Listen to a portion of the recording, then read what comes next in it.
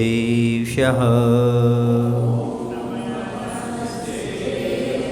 ॐ नमः सिद्धेभ्यः ॐ नमः सिद्धेभ्यः प्रणिपत्यवर्धमानं प्रसन्नोत्तररत्नमालिकां वक्षे नागनरामरवन्द्यं देवं देवादिपं वीरं देवं देवादिपं वीरं। बोले अहिंसा परमो धर्म की जय।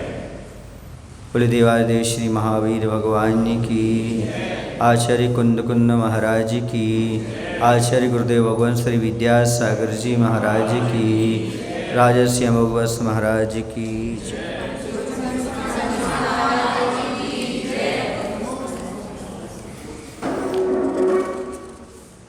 श्लोक 10 तक हो गए थे। कल हो गया था बड़प्पन का मूल कारण क्या है? अयाचक वृत्ति, अर्थात किसी से कुछ नहीं मांगना। अब आज चलते हैं 11 नंबर श्लोक को पढ़ते हैं। किम जीवित मन वद्यम किम जाड्यं पाटवेऽप्यनभ्यासः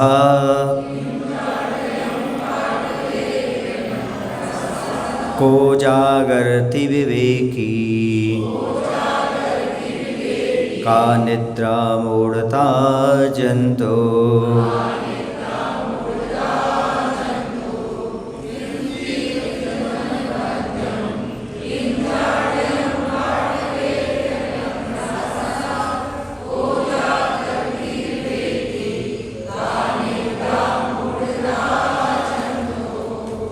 किम जीवितम, जीवन क्या है? निर्दोषता, निष्कलंकता या आत्मशुद्धि, जिसको बोलते हैं अनवज्यम, अर्थात दूषण रहित होना, निर्दोष, निष्कलंक और आत्मशुद्धि रूप जीवन जीना। जाड्यम किम, जड़ता क्या है? पाटवे अपि अनभ्यासा, चतुर होने पर भी अभ्यास नहीं करना। किम जागृति, कौन जागृत है? विवेकी जीव। का निद्रा, निद्रा क्या है? जंतु। कहा निद्रा क्या है? प्राणियों की मूढ़ता, मूढ़ता या मूर्खता। ये प्रश्न हो गए। कितने प्रश्न हो गए यहाँ पर? 4 प्रश्न हो गए। अब सबसे पहले अपन समझते हैं ये भगवान जीवन क्या है। तो निर्दोषता ही जीवन है, निष्कलंकता ही जीवन है, आत्मशुद्धि का नाम ही जीवन है। दोष रहित जीवन कोई जीवन नहीं है। निर्दोष जीवन अपने आप में बहुत महत्वपूर्ण है। दोष क्या चीज़ है ये भी समझना आवश्यक है और गुण भी समझना आवश्यक है। जब तक दोष और गुण को नहीं समझेंगे तब तक कैसे मालूम पड़ेगा? बिन जाने तो दोष गुणन को कैसे तजिए कहिए। जब तक हम ये नहीं जानते दोष क्या है, गुण क्या है, कैसे ग्रहण करेंगे, कैसे छोड़ेंगे? तो दोष आते हैं हमारे जीवन में। एक सबसे खतरनाक दोष होते हैं वो चारित्र में दोष लगने वाले, चारित्र संबंधी दोष। इन दोषों की बात यहाँ पर मुख्य रूप से कही जा रही है। हमारा जीवन जो हो वह निर्दोष हो, अर्थात हमारा आचरण अच्छा हो, हमारी क्रियाएं अच्छी हों, हमारा मन पाप से, कलुषताओं से, वासनाओं से ऊपर उठा हुआ हो। क्योंकि जितने भी दोष होते हैं वो सब मन से उत्पन्न होते हैं। पहले सब सारा का सारा पाप मन में आता है, फिर उसके बाद काया में, और फिर उसके बाद वचन में कह लो या काया में कह लो, ऐसा आता है। आप भले किसी की निंदा नहीं करते लेकिन मन में निंदा के भाव आ जाते हैं। आप भले 5 पापों में से कोई पाप नहीं करते, लेकिन मन में पाप के भाव आ जाते हैं। रूप और रुपया को देख करके नियत आ जाती है, नेत्र में विकार उत्पन्न हो जाता है, मन में विकार उत्पन्न हो जाता है।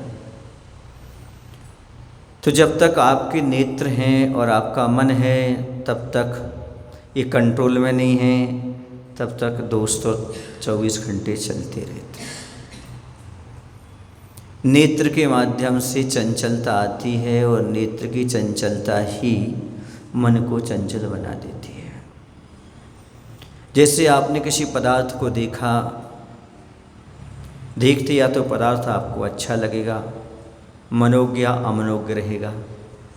मनोज्ञ मनोज्ञेन्द्रिय विषय राग द्वेष, जो अपरिग्रह महाव्रती होते हैं वह किसी पदार्थ को लेते तो नहीं हैं, लेकिन पंचेंद्रिय के जो विषय हैं उनके लिए अच्छा बुरा भी नहीं मानते, जैसे है सो है। अरे वाह कितना सुंदर है, अरे ये तो बहुत बेकार है। पंचेंद्रिय के विषयों में जो मनोज्ञ अमनोज्ञ की कल्पना है, जैसे आपने देखा, नेत्रों ने देखा, ये अच्छा है सो राग हो गया, ये बुरा है सो देश हो गया। और राग और देश तो सबसे बड़े दोष हैं इस संसार में। सारे दोषों की उत्पत्ति करने वाले राग और देश हैं। इसलिए पहली दृष्टि बैरागी, कोई पदार्थ दिख गया चला गया। दूसरी दृष्टि रागी, अरे ये क्या है। तीसरी दृष्टि अपराधी, ये हमें मिल जाता है। या गलत है तो ये कैसे आ गया यहाँ पर, समझ में आ रहा है, ये अपराध हो गया। पहली दृष्टि जो होती है वह होती है बेतरागी, कोई पदार्थ दिख गया, लेकिन ये कैसा है, जहाँ ये विकल्प आया राग द्वेष उत्पन्न हुआ, और जहाँ पर ये हमें मिल जाए यहाँ से हट जाए, ये अपराध हो गया। इसलिए पहली दृष्टि बेतरागी, दूसरी दृष्टि रागी और तीसरी दृष्टि अपराधी। इसलिए आंखें बंद करने को कहा जाता है। ध्यान में सबसे पहले किसके बंद करो, आँखों को बंद करो, वरना तुम ध्यान नहीं कर पाओगे। क्यों नहीं कर पाओगे, क्योंकि तुम्हारा ध्यान यहाँ वहाँ जाएगा, नेत्र इंद्रिय के कारण कि यहाँ वहाँ भटकेगा। इसलिए आँखों पर कंट्रोल करना बहुत ज़रूरी है, क्योंकि आप क्या सोच रहे हैं, क्या कर रहे हैं, आपकी आँखें बता देती हैं। आँखों को पुरुष पढ़ना जानता हो या न जानता हो, पर स्त्री जरूर पढ़ लेती है। वो समझ लेती है कि इस पुरुष की नीयत खराब है या इसकी नीयत अच्छी है, वह किस दृष्टि से देख रहा है, ये समझ जाते हैं। और कई बार ऐसा होता कि आप जब कुछ परेशानों के घर जाते हो, बताते नहीं हो, तो घर के लोग पूछ ही लेते हैं, क्यों आज परेशान से नजर आ रहे हैं, क्या बात है। वो पहचान जाते हैं आपके परिवार के लोग, कहीं ना कहीं आप टेंशन में, तनाव में हैं या कुछ ना कुछ गड़बड़ी है। ये परख अच्छे से हो जाती है। क्यों? क्योंकि स्त्री पर्याय ने बचपन से आंखें देखी हैं, बच्चे ने आंखें उसी की गोद में ही खोली। तो आंखें अपने आप में अंदर की चंचलता को दर्शाती है। जितने तुम्हारे नेत्र व्यग्र होंगे, मन भी उतना ही व्यग्र होगा। इसलिए कहा है कि दुनिया में उन्हीं का जीवन प्रशंसनीय है जो व्यक्ति अपने लिए गए व्रतों में दोष नहीं लगाते, सदाचार का जीवन जीते हैं, कभी किसी प्रकार का पाप नहीं करते, ऐसा दोष नहीं करते जिससे अपमानित होना पड़े, कुल का कलंक हो, जीवन में कलंक लगे, लोग कहें अरे तो यही है, वो यही है, वो वहाँ चोरी करके आया था, ये वही है जिसने ऐसा ऐसा पाप किया था, वो ऐसा है जो इस प्रकार की बात करता है। ये दाग है। जैसे आप वस्त्र में एक भी दाग लगाना पसंद नहीं करते, वैसे अपने सदाचार में भी कभी दाग लगाना पसंद ना करो, तो समझो तुम्हारा सच्चा जीवन। अनवद्यम, किसी प्रकार का कोई भी दोष नहीं होना। चूँकि मानव बुराइयों का पुतला है, सामान्य से गलतियां होना अलग है, लेकिन ऐसा पाप मत करो जिसमें आपको जेल जाना पड़े। ऐसा पाप मत करो जिसमें अपमानित होना पड़े। ऐसा पाप मत करो कि आप अपनी दृष्टि में गिर जाओ। ऐसा पाप मत करो कि आत्महत्या के भाव हो जाएं, या किसी के सामने अपना चेहरा ही न दिखा सको। कहते जिंदगी में हम कुछ ऐसे काम कर जाया करते हैं जिनके कारण हम दिन रात भय खाया करते हैं। हम इतने भयभीत हो चुके हैं इस दुनिया में कि खुद की परछाई से खुद भी डर जाया करते हैं। कई बार ऐसा होता है, चोर चोरी करके आता है तो पीछे खुद की परछाई दिखती है, उसे लगता मेरा कोई पीछा कर रहा है। ये स्थिति हो जाती है उस समय। इसलिए कह रहे हैं कई बार हम खुद अपने आप से डर जाते हैं, और कुछ लोग अपनी इतनी गिलानी से भर जाते हैं आत्महत्या कर लेते हैं। विदिशा में चातुर्मास चल रहा था अरहंत विहार में। वहाँ पर एक परिवार के सदस्य अपनी महिला को लेकर के आए। उम्र ज़्यादा नहीं होगी, 40 के लगभग की उम्र ही होगी इसकी। एक बच्ची थी। उसके पति जो थे कहीं बाहर जॉब करते थे। उसके सास ससुर बहुत अच्छे थे। बोली एक आध बार आत्महत्या का प्रयास कर चुकी है, अभी ये कहती कि मुझे जीना नहीं है। हमने उससे बात की। बोले महाराज जी अब मैं कुछ कह नहीं सकती, मुझे क्यों मरना है। उनका क्यों? बोले मुझसे एक अपराध हो गया है। हमने कहा आपसे अपराध हो गया है तो किसको पता है आपको अपराध हो गया है? बोले अब पता होने से भी क्या होता है। उनका नहीं, आप गुरु के पास जाओ और आचार्य के पास जाकर के प्रायश्चित लो, शुद्धि होता है, सब काम होता है। अब जीने की इच्छा से नहीं बची। अरे अपराध किससे नहीं होते, आपसे अपराध भी, प्रायश्चित लो। कोई समस्या का हल, कोई दोष मर जाने से थोड़ी दूर हो जाएगा। दोष तो साथ में जाएगा, कर्म तो बंधेगा ही बंधेगा। निर्दोष होना तो इसी जीवन में कुछ कर लो। आपके पत्नी, मेरे पति तो बहुत अच्छे हैं, कभी कुछ नहीं बोलते। सास ससुर वो तो कुछ बोलते नहीं है, बहुत अच्छे हैं सब। जब सब अच्छे हैं तो तुम्हें क्यों मरना है? ठीक है, तो अब आप समझा रहे हो, आप कह रहे हो तो मैं नहीं मरूंगी। हमने कहा कायशर कर लो, नियम ले लो। और उसको जीवन विकास की पहली पुस्तक दी। उसने पढ़ी और अच्छा मन रहा उसका। ये दो महीने तक उसका अच्छा मन रहा। और पर्युषण पर्व चल रहा था। रोज़ पूजन करती थी, बताते उनके परिवार के बता रहे थे। सुबह पूजन करके, चतुर्दशी का दिन था, अनंत चतुर्दशी का। और बस यहाँ प्रतिक्रमण चल रहा था, वहाँ से सूचना आ गई प्रतिक्रमण के बाद उसने आत्महत्या कर ली। और लिख करके गई, स्पष्ट पढ़ी लिखी, ऐसी नहीं कोई जॉब करती थी, वो भी टीचर थी। वो लिख करके गई, मेरे पति, मेरे परिवार, मेरे मायके वाले किसी का कोई दोष नहीं है, मुझे जीवन नहीं जीना था, सो मैंने आत्महत्या कर ली। समझ में आ रहा है आपको? ये कौन सी बात उसको घर कर गई, कौन सा उसने क्या किया, ये कहलाती सल। क्या कहलाती? एक प्रकार की उसको चुभती रही। उसने बताने का प्रयास किया नहीं, खोला नहीं, ना पति को बताया, ना परिजन को बताया। उनके परिवार के लोगों से बोला, बोले कोई बात ही नहीं है हमारे। बस ये वहाँ पढ़ाने के लिए जाते हैं, बस इतना है। और ऐसी कोई शिकायत नहीं, कोई बात ही नहीं। तो ऐसा होता है। एक तो आदमी अपने आप को स्वाभिमानी भी मानता है और काम भी ऐसे कर जाता है। तो कहने का तात्पर्य है कि संसार में ऐसा कोई व्यक्ति का इतिहास नहीं है जिसने कोई पाप ना किया हो, कोई पापी ना हो। लेकिन इसका अर्थ ये थोड़ी है कि वह व्यक्ति अपने जीवन को समाप्त कर दे। प्रायश्चित किस लिए होते? प्रायश्चित को तब कहा गया है, उस आदि को लेकर के अपने जीवन को निर्दोष बनाया जा सकता है। तो सही बात यह है कि अपने जीवन में यदि आप गुरुओं से संपर्क रखते हैं, स्वाध्याय करते हैं, तो आपके पास यदि कोई दोष आता भी है तो आप दोष को दूर कर सकते हैं। कभी भी आप डिप्रेशन के शिकार नहीं होंगे और कभी आत्महत्या के भाव पैदा नहीं होंगे। ये निर्दोष जीवन में अपने आप में अलग ही है। कहते दुनिया में उन्हीं का जीवन प्रशंसनीय है जिन्होंने अपने गुरु की थोड़ी सी सेवा करके अपने जीवन को पवित्र बनाया है, हृदय धन को पाया है। अपने जीवन को पवित्र कब बनाएंगे, प्रशंसनीय कब बनाएंगे? जब गुरु की सेवा करेंगे, हमारा जीवन पवित्र होगा, प्रशंसा के पात्र बनेंगे। लोग कहेंगे भाई ये तो हमेशा मंदिर में रहते हैं, ये तो हमेशा साधु संगति करते हैं, दान आदि देते हैं, प्रशंसा के पात्र बनेंगे। और स्वयं का फायदा क्या है? मन पवित्र होगा, भगवान के दर्शन करेंगे, पूजन करेंगे, स्वाध्याय करेंगे, साधुओं की संगति करेंगे तो मन अपने आप पवित्र हो जाता है। कहते शीलवान लोग जहाँ भी जाते हैं वहाँ पर सब अच्छा अच्छा हो जाता है।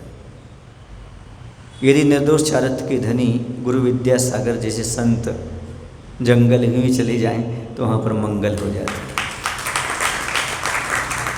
निर्दोष जीवन का अपने आप में बड़ा महत्व होता है। उनके लिए ना कोई देश होता, ना कोई परदेश होता, ना कोई अपना होता, ना कोई पराया होता है। जहाँ जाएंगे वहाँ पर सारी व्यवस्था सुचारू रूप से चलती रहती है। ये निर्दोष जीवन का एक अपने आप में बहुत महत्व है। लेकिन याद रखना, निर्दोष जीवन कोई उपहार नहीं है जो आपको प्रदान कर दिया जाए या कहीं से कोई आपको भेंट कर दे। ये तो गुण है, ये तो उपलब्धि है जिससे बड़े पुरुषार्थ के साथ, सावधानी के साथ प्राप्त करना पड़ता है। अपने आप निर्दोष जीवन नहीं मिल जाता, पल पल सावधानी रखना पड़ती है, तब जाकर के ये है। चारित्र तो एक जीवन की हकीकत, एक सच्चाई है। चरित्र के बिना जीवन कैसे? पुस्तक में लिखा है चरित्र के बिना व्यक्तित्व अधूरा।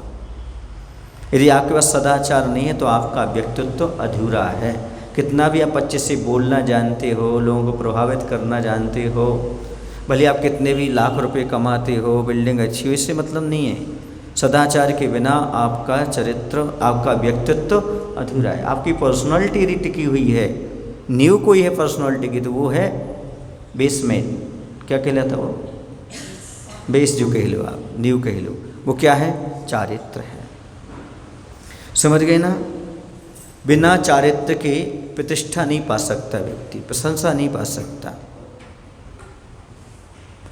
जितना अच्छा घना वृक्ष होगा उतनी अच्छी उसकी छाया होगी।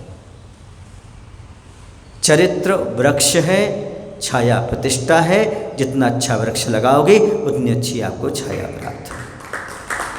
जितना आपका चारित्र होगा उतनी अच्छी आपकी प्रतिष्ठा बढ़ती चली जाएगी। ये नियम है। अच्छी चारित्र वालों की प्रतिष्ठा बढ़ती जाती है। जैसे रत्न है, कहीं भी छिपा के नहीं रख सकते।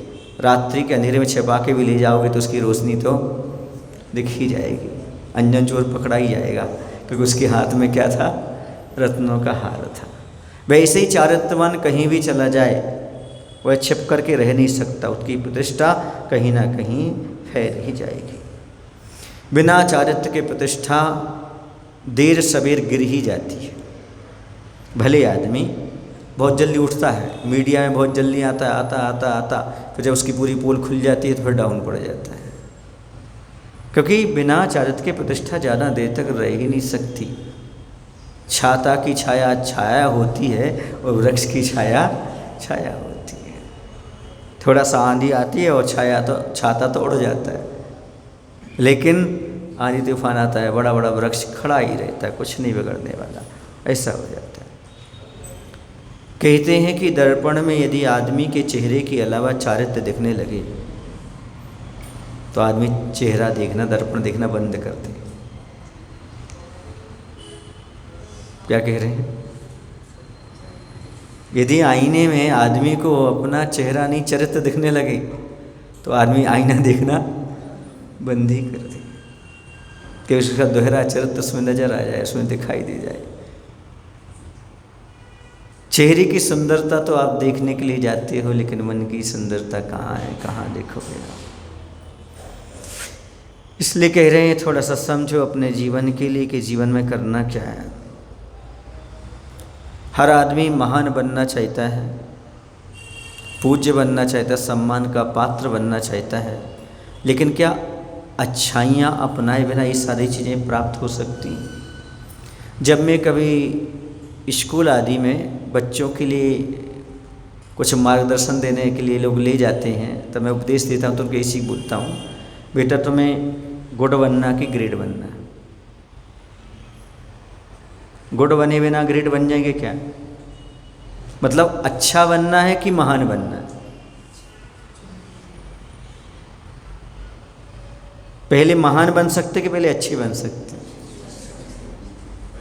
अच्छे बच्चे बने बिना महान बच्चे नहीं बन सकते यार। पहले गुड़ फिर शक्कर, पहले गुड़ फिर बाद में ग्रेट। अच्छे बने बिना महानता की कल्पना मत करो। एक अच्छे बच्चे बनो। मैं कहता हूँ जो अपने माता पिता का एक अच्छा बेटा नहीं बन सकता, वो समाज का और देश का अच्छा नेता नहीं बन सकता। पहले अच्छा बेटा बनो फिर बाद में अच्छा नेता बनो। इसलिए अच्छे नेता नहीं, पहले अच्छे बेटा बनो। ऐसे अच्छा बनना बहुत ज़रूरी है। अच्छाइयाँ आ जाएंगी तो महानता आ जाएंगी। ऊंचाइयाँ ना चाहो, अच्छाइयाँ अपनाओ। जब अच्छाइयाँ अपनाओगे तो ऊंचाइयाँ तो दुनिया को दिखने लगेगी आप कितने ऊंचे पहुंच गए, लाने की आवश्यकता नहीं पड़ेगी।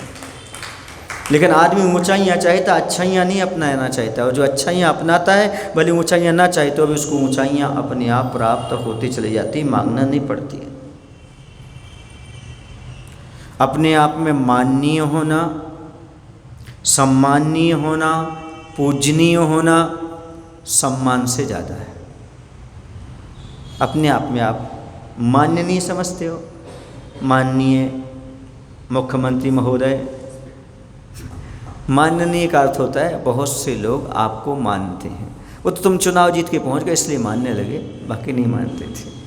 माननीय का अर्थ है हर व्यक्ति को आपको मान देने की इच्छा हो, सम्मान करने की इच्छा हो।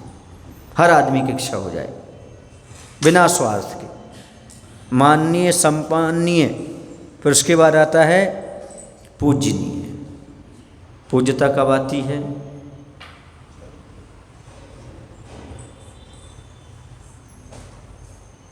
अच्छे बताओ।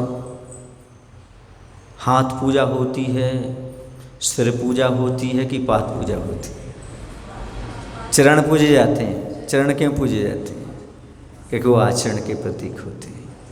अर्थात जिसके पास आचरण होता है वह अपने आप पूजनीय बन जाता है।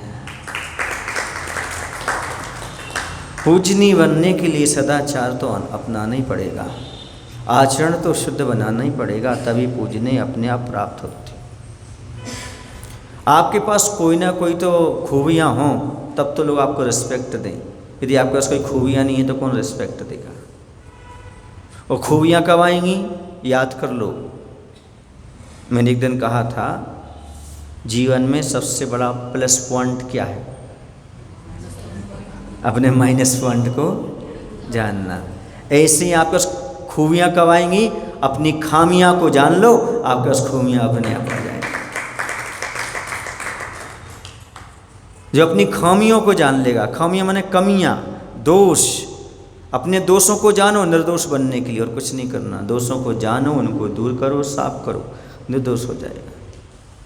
यानी कमरे को साफ करने का अर्थ है उस पर जो गंदगी पड़ी है, कचरा पड़ा है, उसको पहचानो और उसको साफ करके अलग कर दो, कमरा साफ नजर आने लगेगा।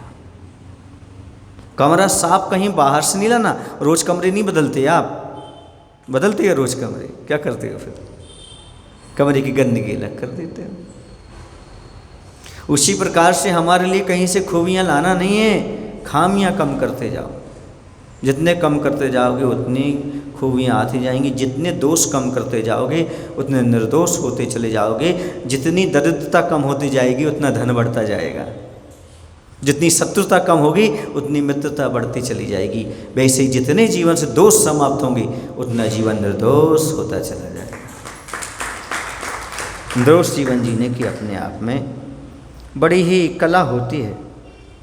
निर्दोष जीवन जीने से दो फायदे बहुत अच्छे हो जाते हैं। निर्दोष जीवन जीने से एक फ़ायदा तो हो जाता है, आत्मविश्वास आ जाता है जीवन में, कॉन्फिडेंस, सेल्फ कॉन्फिडेंस। दूसरा, भय समाप्त हो जाता है, निर्भय हो जाता है आदमी। लेकिन जिसके पास चारित्र्य में खोट होती है उसके जीवन में ना आत्मविश्वास होता है, ना निर्भयता होती, भय भय भय भय बना रहता है।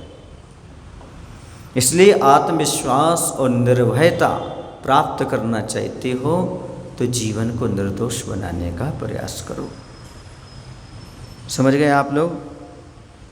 किसी व्यक्ति की प्रतिष्ठा आंकना हो तो उसके रुतबे से, पैसे से, पद से मत आंको, बल्कि उसकी निर्दोषता से आंको, उसके चरित्र से आंको। आखिरकार उसके अंदर कितना अच्छा आचरण है, इससे आप उसका ओहदा कहते, आप क्या कहते, उसका नाप कहते, मापदंड नाप सकते हो। उसके व्यक्तित्व में क्या क्या है, उसके व्यक्तित्व का आकलन कर सकते हो। समझ गए ना? कहते हैं दुनिया में सबसे बड़ा मूर्ख वो है जो दूसरों के दोष देखता है, और दुनिया में सबसे बड़ा ज्ञानी वो है जो अपने दोष देखता है। दूसरों के दोष देखने से कुछ नहीं मिलेगा, अपने दोष देखो तो आपको मालूम पड़े, आपके होश उड़ जाएंगे। ये काम अपने से शुरू करना चाहिए। मैंने एक बार सोचा चलो अपन दुनिया में दोष देखने चलते, अच्छा मन बनाया तो कोई मानस बनाया, अपन दुनिया का दोष देखने चलते हैं। और जैसे शुरू हुए तो ख्याल आया दुनिया में मैं भी तो हूँ, अपने से शुरू करते हैं। और जैसे मैंने अपने से दोष देखना शुरू किए, आज तक उभर ही नहीं पाए, दूसरे के दोष देख ही नहीं पाए। इतने दोष अपने अंदर ही मिल गए, उनको निकालने में लगे हुए, समय उसी में व्यतीत हो जाता है। बाहर दूसरे के दोष देखने की फुर्सत मिल नहीं पाती है। ये आत्मनिरीक्षण है। कौन सा निरीक्षण है? दोष देखना बहुत साहस का काम है। किसके? खुद के। उनको बताना, दूर करना तो और कठिन काम है। एक छोटी सी बुक है आत्मनिरीक्षण, आने वाली है आप लोगों के बीच में। उसमें यही कहा गया आत्मनिरीक्षण में, दोष देखें पर किसके, पाप के बीज न बोएं। संस्कार कुछ लेख हैं उसमें, जो लेख अपने आप को पढ़ने में आनंद अनुभव करेंगे। उसको ऋषभ भाई पढ़ रहे थे, ब्रह्मचारी ऋषभ भाई। वो कह रहे थे महाराज जी ये तो ऐसा लग रहा है पढ़ते ही जाओ पढ़ते ही जाओ, और ऐसा लग रहा है जैसे हम बिल्कुल अपना क्या कर रहे हों। हाँ, उसमें एक चित्र अंकित किया गया है। एक मूर्ति है, अभी आधी उभरी हुई है, वही उसके हाथ से हथौड़ा एक हाथ में, हथौड़ा एक हाथ में छेनी लेकर के खुद का भी वो मूर्ति उभारता चला जा रहा है। समझ रहे ना? ये कहलाता आत्मनिरीक्षण। स्वयं अपने आप से मूर्ति का निर्माण करना, स्वयं आत्मा से परमात्मा बनना, ये आत्मनिरीक्षण। वो शोधन कर रहा है हमें कौन कौन से विकार हैं, कौन कौन सी गलतियां हैं। कहते हैं मनोविकारों पर जिसने विजय प्राप्त कर ली उसने सबसे बड़ी स्वतंत्रता प्राप्त कर ली, क्योंकि पतन तो अपने मनोविकारों के कारण ही है। ये कहते जरूर हैं कि आदमी जोरू का गुलाम होता है, पर मैं नहीं मानता।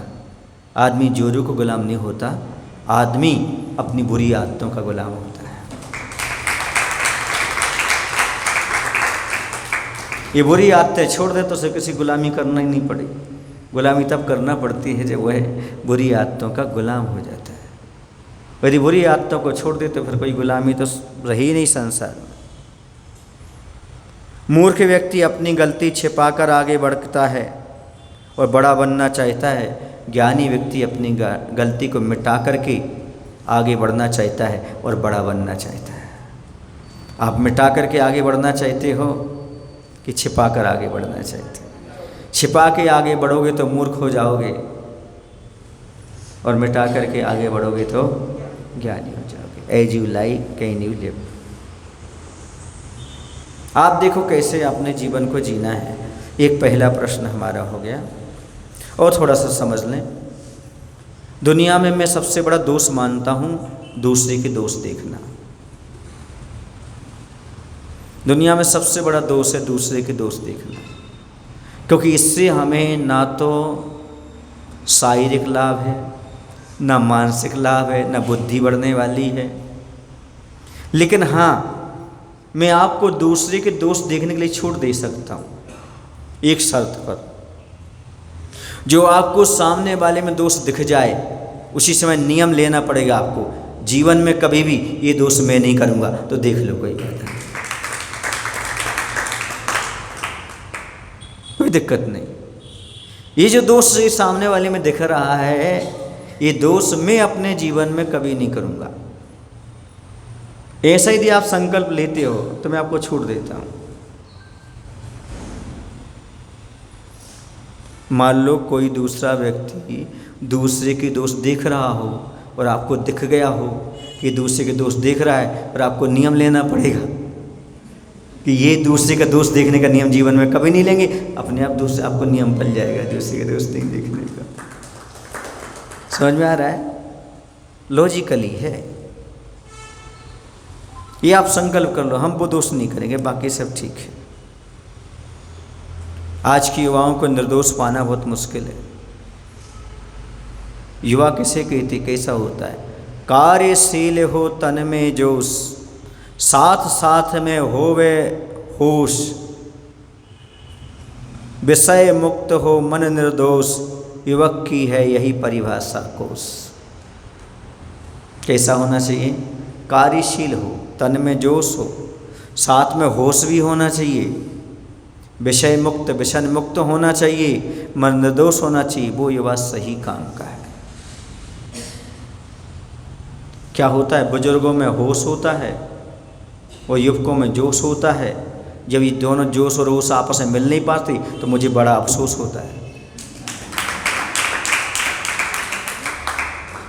युवाओं में जोश होता है, बुजुर्गों में होश होता है, और जब ये दोनों मिल नहीं पाते तो कुंतु सागर को अफसोस होता है। ये कब मिलेंगे भैया जोश और होश?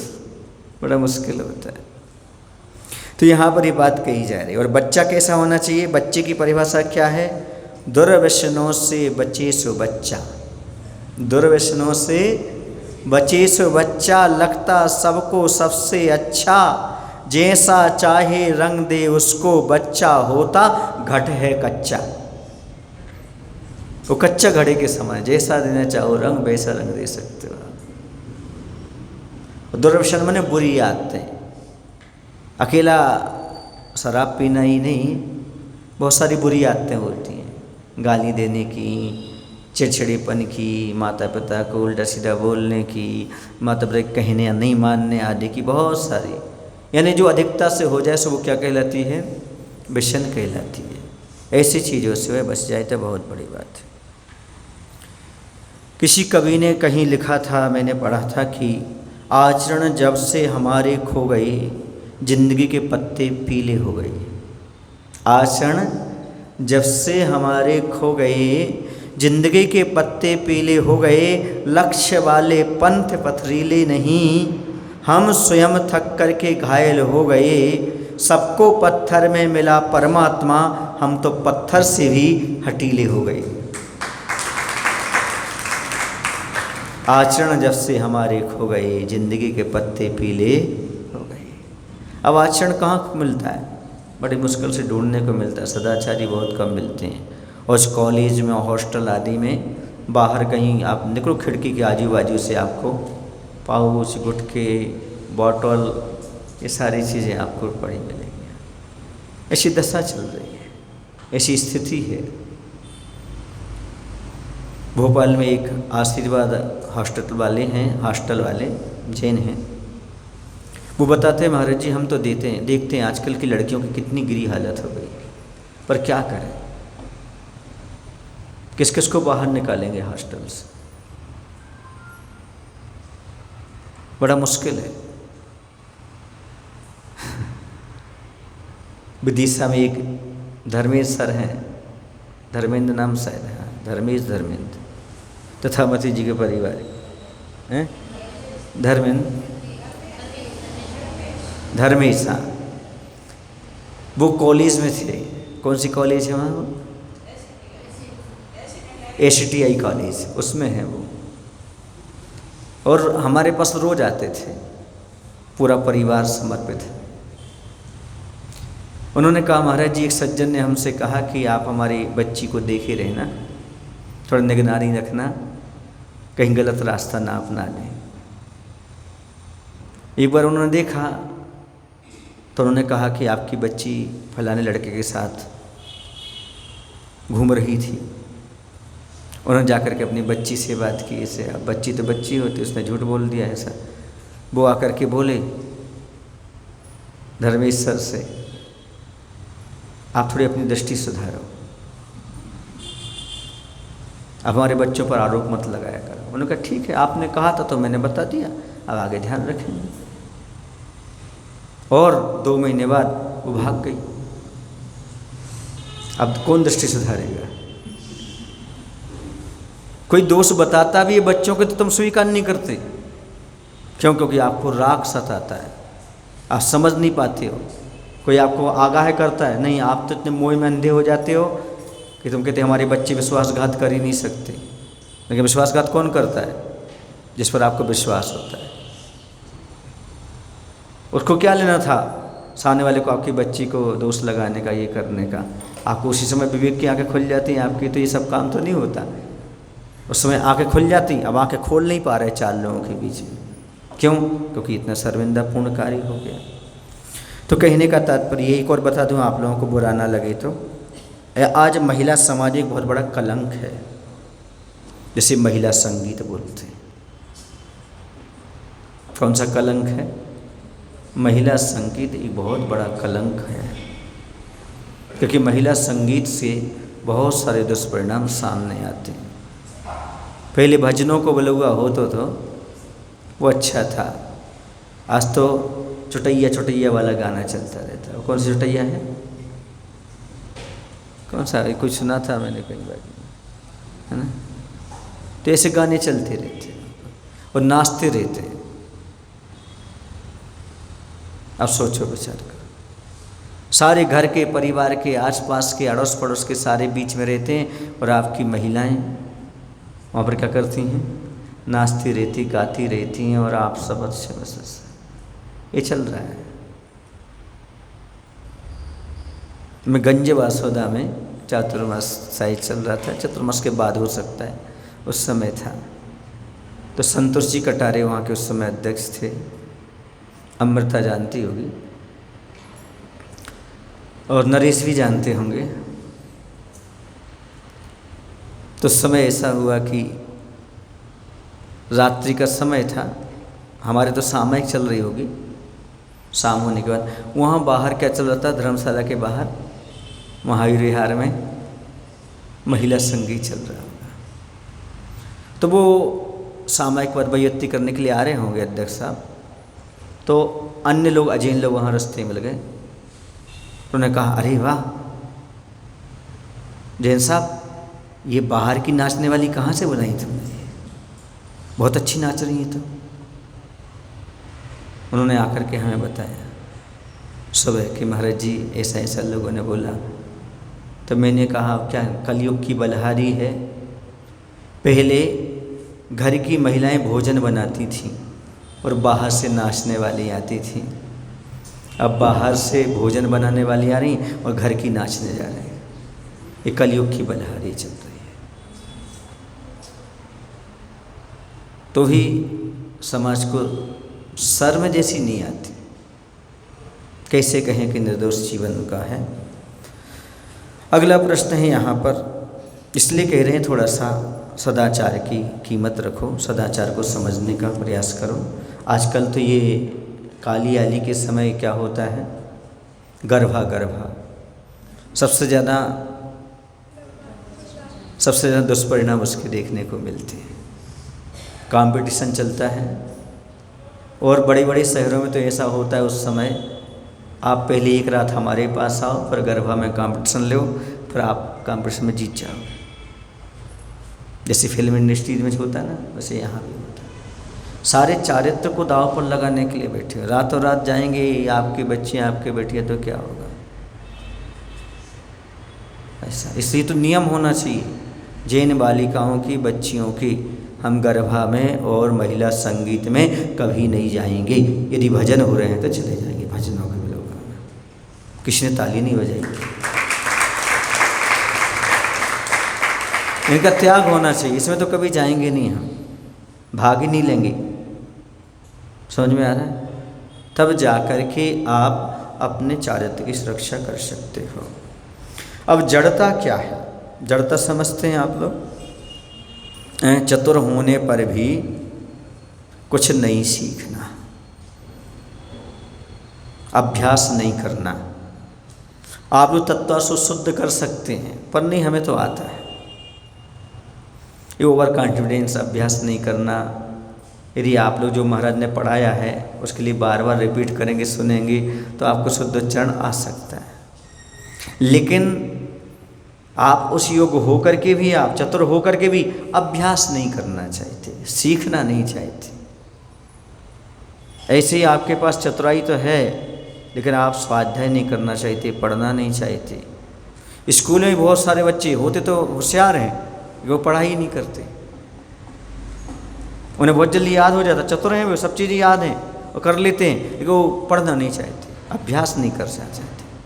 और अभ्यास बहुत ज़रूरी है। अनाभ्यास से विषम विद्या, अभ्यास नहीं करोगे जो प्राप्त विद्या है वो विष बन जाएगी, अर्थात विस्मरण को प्राप्त हो जाएगी, भूल जाएंगे आप। इसलिए बार बार पढ़ना चाहिए। आचार्य ने एक बार कहा था, आजकल आमना स्वाध्याय समाप्त हो गया। आमना स्वाध्याय समझते हो? पाठ करना, उसको स्वाध्याय ही नहीं मानते लोग। पाठ करना भी एक स्वाध्याय, आमना नाम का स्वाध्याय है। लेकिन आज पाठ की परंपरा समाप्त हो गई। कोई स्टोपदेश का पाठ नहीं करना चाहता, कोई समय सार का पाठ नहीं करना चाहता, कोई साबकाचार का पाठ नहीं करना चाहिए। ये परंपरा से समाप्त होती चली जा रही। और यदि तुम पाठ नहीं करोगे तो आगे पाठ पीछे से पाठ होता जाएगा। इसलिए बार बार अभ्यास करना चाहिए। समझ गए ना? आचार्य ज्ञान सागर जी महाराज जब विद्याधर ब्रह्मचारी को पढ़ाते थे तो वो कहते थे, जल्दी जल्दी पढ़ते जाओ, एक विषय को दोबारा नहीं पढ़ाऊंगा, समय कम है। वो कहते इतना सारा बार बार पढ़ता जाऊंगा, आगे क्या करूंगा? उन्होंने कहा विद्या कालेन पच्यति, विद्या समय आने पर पचेगी। और आज हम देख रहे हैं आचार्य की विद्या समय आने पर कैसी पक रही है। गुरु से उपदेश को ग्रहण करते जाओ, समय पर सारा का सारा काम आएगा। लेकिन वह बहुत मेहनत करते थे, 8-8 घंटे तक, 10-10 घंटे तक ज्ञान सागर जी के पढ़ाने के बाद बावने पढ़ते रहते थे। रात को 10 बजे तक, सुबह 4 बजे से फिर उठ करके पढ़ाई शुरू करते थे। क्यों? क्योंकि उनको सुनाना पड़ता था, जो आज पढ़ाया है कल आपको पढ़ा। और उनको थोड़ी कठिनाई जाती थी क्योंकि कन्नड़ भाषी थे विद्याधर जी। इसके बावजूद भी कैसे ग्रहण किया होगा, लगन है ये। तभी तो आज ज्ञान के सागर के शिष्य विद्या के सागर हो गए, विद्या सागर। ये अभ्यास है। तो अभ्यास से सारा काम साधा जा सकता है। यदि आपको महान बनना है तो 2 काम का तो त्याग करना पड़ेगा। महानता के सोपान पर पहुंचना है तो काम का आलस और पैसे का लालच, काम का आलस और पैसे का लालच त्याग कर दो तो महानता के शिखर पर पहुंच जाओगे। काम में आलस मत करो और पैसे का लालच मत करो, अपने आप काम आ जाएगा। क्यों? क्योंकि आलस जैसी दुनिया में कोई दरिद्रता है ही नहीं। संसार में दरिद्रता के 2 कारण हैं। संसार में दरिद्रता के 2 कारण हैं, एक आलस से, दूसरी अज्ञानता है। क्यों? क्योंकि या तो पैसा कमाना नहीं जानता, अज्ञानता है, या फिर पैसा आता है तो वह कहीं ऐसी जगह वेस्टेज कर देता है, खाने पीने में, नशाखोरी में, तो सारा जो कि दरिद्रता बनी रहती। मैं जब रास्ते से चला आ रहा था तो वहाँ जो फुटपाथ सा पड़ता रास्ते में ऐसा, तो वहाँ पर एक व्यक्ति सब्जी की दुकान लगाया था। तो उसने सुलभ ने कहा, बरेली वाले सुलभ ने, जो शाम को साथ में आता है, उसने कहा इस साइड हो जाए। हमने कहा अलग मत करो, बेचारे को, गरीब आदमी है। बोले महाराज जी आजकल गरीब कोई नहीं है, 1 रुपये किलो में जैसे गेहूँ मिल रहा हो, हैं? सरकार की तरफ से सारे अमीर हैं, कोई भी गरीब नहीं है। आपको लगता है ये तो इनके समय पास के हैं धंधे, बाकी इसके पास तो पर्याप्त धन है, कोई कमी नहीं है। मैंने सोचा सही बात है, यदि नशाखोरी में न जाएं, सट्टा आदि में न जाएं, तो ये तो अपने आप अमीर बन जाएं, कोई बनाने की ज़रूरत ही ना पड़े।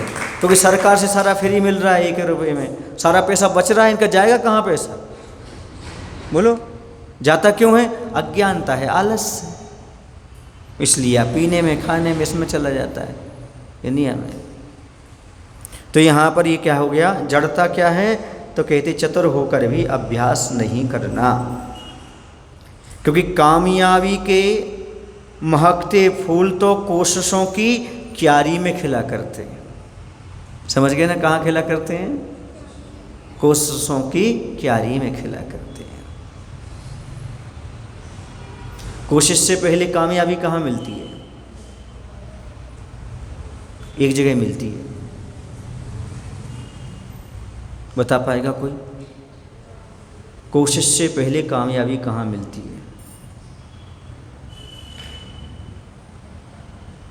ओह, टीचर होकर के तो बताओ, कोशिश से पहले कामयाबी कहाँ मिलती है? बताऊँ कहाँ मिलती है? डिक्शनरी में। बाकी कहीं नहीं मिलती। कभी का पहले आएगा अक्षर और को बाद में आएगा। तो कोशिश से पहले कामयाबी मात्र शब्दकोश से मिलती है, बाकी और दुनिया में मिलने वाली नहीं है। अब आया इसमें लॉजिक हमारा? हाँ, क्योंकि आप लोग इतना सोच ही नहीं पाते, बहुत कम। कोशिश से पहले कामयाबी मात्र शब्दकोश से मिलती है, दुनिया में नहीं मिलती। तो कामयाबी के महकते फूल तो कोशिश की क्यारियों में ही खिला करते हैं। आपने कहानी पढ़ी होगी कछुए की और खरगोश की। वो आलसी बन कर के खरगोश सो गया और कछुआ रफ्तार धीमे धीमे चलते चलते हुए मंजिल पहुंच गया। इसलिए कहते हैं धीमे चलो, आलस्य मत करो, मंजिल को प्राप्त कर जाओगे। आलस्य कर जाओगे, कितनी भी तेज जाओगे तो भी आप मंजिल पर समय से नहीं पहुंच सकते। समझ गए आप लोग? इसलिए अपने जीवन में यदि जीत का विश्वास हो, लक्ष्य के प्रति निष्ठा हो और लगातार चेष्टा हो, 3 बातें, जीत के प्रति विश्वास हो, लक्ष्य के प्रति निष्ठा हो और लगातार चेष्टा हो, माने पाने का प्रयास, तो आपकी जीत निश्चित है। कोई आपको जीतने से रोक नहीं सकता है। समझ गए? इसलिए आप चतुर हैं, आप थोड़ा सा प्रयास करो, पुरुषार्थ करो अपने जीवन में। लोग लिख नहीं पाए हैं शायद, है ना? जीत का विश्वास, लक्ष्य के प्रति निष्ठा और लगातार चेष्टा। हमने देखा चतुर लोगों को, बताएं हमने कैसे देखा? 3 लोग लिखने वाले साथ में बैठते थे, तो जो पहले बोला है वो पहले वाला लिख लेता था, जो दूसरा वाला लिख रहा है, तीसरे वाला लिख लेता था, और तीनों मिल करके फिर अपने अपनी बराबर कर लेते थे, लिखने में आ जाता था। लिखने का हुनर नहीं लिख पाते प्रवचन, तो कैसे? भैया पहला तो मैं लिखना है, दूसरा मैं लिखूंगा, तीसरा तुम लिखूंगा और बाद में पूरा कर लूँगा। 3 मिनट दिख रहे ना, इसलिए आपका पॉइंट पूरा हो जाएगा। ये हुनर होता है कुछ काम करने का। कुछ तरीके हमसे पूछ लिया करो, क्योंकि मुझे बहुत सारे तरीके आते हैं। क्या? बुद्धिमान बनने के, संसार से निकलने के।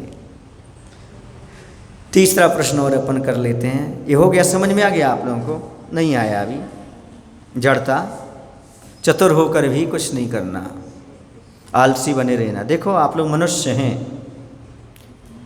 क्या करते हैं? अरे ये अच्छा नहीं, अरे ये अच्छा नहीं। तुम क्या कर रहे हो? तुम भी तो कुछ करो। अच्छा हो हम दीप जलाएं, अंधेरे पर क्यों झल्लाएं। अच्छा है हम एक दीप जलाएं, अंधेरे पर क्यों झल्लाएं। एक दीपक तुम जलाओ, एक दीपक हम जलाएं, कुछ अंधेरा तुम भगाओ, कुछ अंधेरा हम भगाएं। एक लाइन तुम लिख जाओ, एक लाइन तुम लिख जाओ, हम आधा वाक्य पूरा करें, तुम आधा वाक्य पूरा करो, दोनों मिलकर के पूरा कर जाए। समझ रहे? झल्लाने से कुछ नहीं होगा, कुछ दीपक जलाने का प्रयास करो। अंधेरा है, अंधेरा है, अंधेरा है, अंधेरा है, ऐसा कहते, ऐसा नहीं हुआ, ऐसा नहीं हुआ, परिस्थिति को कोसते रहते। एक व्यक्ति था, एक ग्रस्त संत को घर लेके गया, और जैसे घर लेके गया लाइट चली गई। वो कोसने लगा, अरे सरकार की कैसी व्यवस्था है, लाइट भी नहीं है, ऐसा नहीं है, वैसा नहीं है। अब खुद मोमबत्ती ढूंढने में 15 मिनट लगा दिए। संत बोलता है, भैया तो सरकार को कोस रहे हो, जैसे इतनी बड़ी चीज़ चलाना पड़ती है, हैं पूरा देश, तुम्हें अपना घर चलाना है, तो तुम्हारी व्यवस्था तो देख लो कैसी है। तुम्हें माचिस तक नहीं मिल रही, तुम्हें मोमबत्ती नहीं मिल रही, खुद की व्यवस्था तुम्हें समझ में नहीं आ रही, देश की व्यवस्था की बात करो।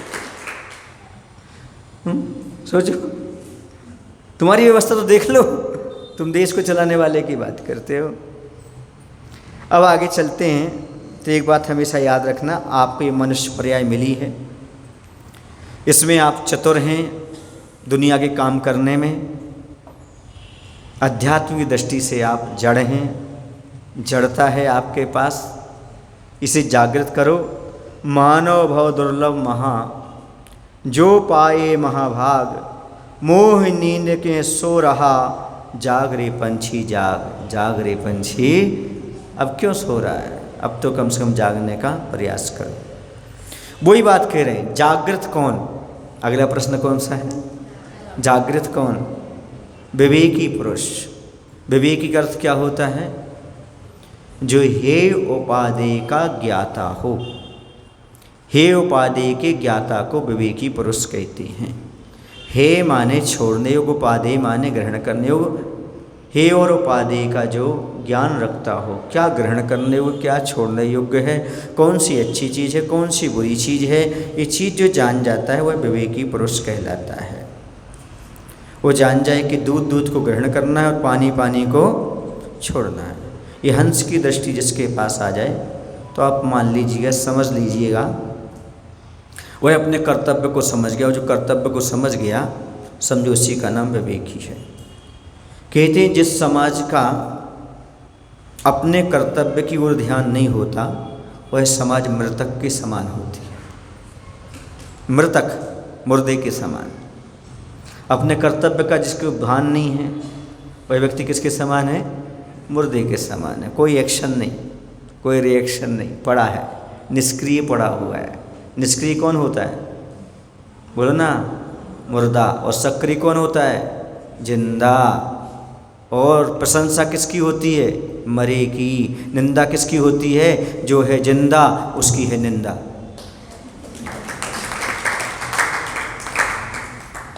जिंदा की हमेशा निंदा होती है। पता नहीं मरने के बाद लोगों को उसकी अच्छाइयाँ कहाँ से याद आ जाती हैं। मरने के बाद क्या कहते हैं? तो प्रशंसा ही प्रशंसा मिलती है। जितनी निंदा मिलेगी कम मिलेगी? जीते जी निंदा मिलेगी। यदि आपकी निंदा हो रही तो समझ लो तुम कैसे हो? तुम मरे नहीं हो, अभी जिंदा हो, इसलिए लोग अभी तुम्हारी निंदा कर रहे हैं, ये मान करके चलो। क्योंकि निंदा किसकी होती है? जो जिंदा होते हैं। मुर्दों की तो हमेशा, हाँ वो बहुत अच्छा आदमी था, मर गया बेचारा, बहुत अच्छा था, ऐसा बोलते हैं। पता नहीं आदमी के पास जिंदा में दोष दिखते, मरने के बाद कैसी अच्छाइयाँ आ जाती। इससे मुझे लगता है जीने से अच्छा मरना है। यदि दुनिया में प्रशंसा चाहिए हो तो। क्या करें, दुनिया के लोग बहुत जल्दी करते हैं जिंदा को गिराने में और मुर्दी को उठाने में।